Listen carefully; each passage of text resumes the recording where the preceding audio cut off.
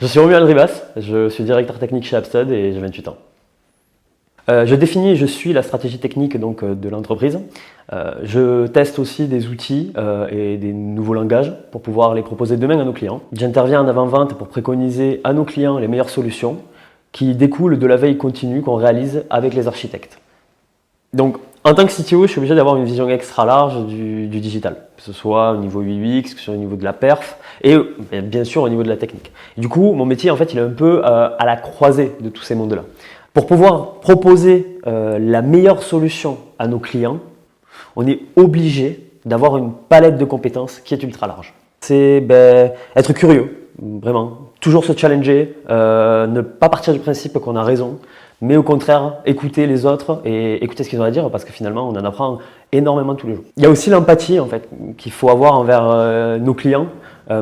Certaines ne sont pas du tout digital natives et c'est là où il faut qu'on soit en capacité de les accompagner. Et pour les accompagner, il faut comprendre leurs problématiques et il faut prendre en compte que c'est un métier qu'ils ne connaissent pas. Et donc, pour réellement leur apporter les meilleures solutions, il faut qu'on soit intégré avec eux dans la construction de leurs produits. Moi j'ai commencé, en fait je suis tombé très tôt dans l'informatique, je suis un grand fan de jeux vidéo et je cherchais à jouer à World of Warcraft un petit peu gratuitement, donc j'ai participé au développement d'un serveur privé qui n'existe plus et c'est là où j'ai compris que qu'est-ce que c'était l'informatique, qu'est-ce que c'était la programmation, je me suis intéressé à tout ça. Bien sûr j'avais très peu de compétences et donc j'ai enchaîné ensuite sur une école d'informatique, d'expert informatique. Qui m'a fait aussi aller à l'international. À l'international, j'ai pu faire un petit peu de freelance. J'ai aussi fait des startups juste après mon parcours étudiant. Et je suis arrivé chez Appstud. Voilà. Effectivement, le rôle de l'ingénieur aujourd'hui, il est en train de changer. Aujourd'hui, on peut plus se permettre d'être expert dans une seule chose, dans une seule technologie et complètement oublier le reste. Il faut vraiment en fait, être ultra complet si on veut pouvoir se démarquer et finalement apporter de la valeur à notre client. Il faut se voir comme un consultant plus qu'un technicien. Et ça aujourd'hui, le métier est vraiment en train d'évoluer. Toutes les personnes s'intéressent de plus en plus à des sujets UX, marketing et c'est très bien parce qu'à la fin, les travaux qui seront réalisés seront beaucoup plus complets et beaucoup plus cohérents par rapport au projet du client. Mon plus gros challenge chez Appstud, ça a été un énorme projet digital, un truc à plus d'1 million d'euros.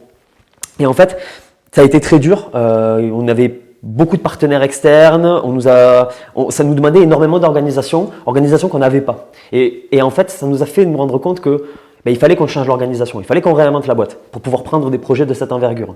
Et donc, c'est ce qui a été fait. À ce moment-là, ça a été dur. Il y a eu toute une conduite du changement, une transition qui a pris du temps. Mais aujourd'hui, on y est arrivé. Et je pense que là, on s'aperçoit réellement des fruits de cette transition-là quand on voit les applications aujourd'hui qu'on sort à nos clients. Je crois en l'équipe, je leur fais entièrement confiance. Ça a été compliqué au début, sortant d'un parcours où j'étais un tech.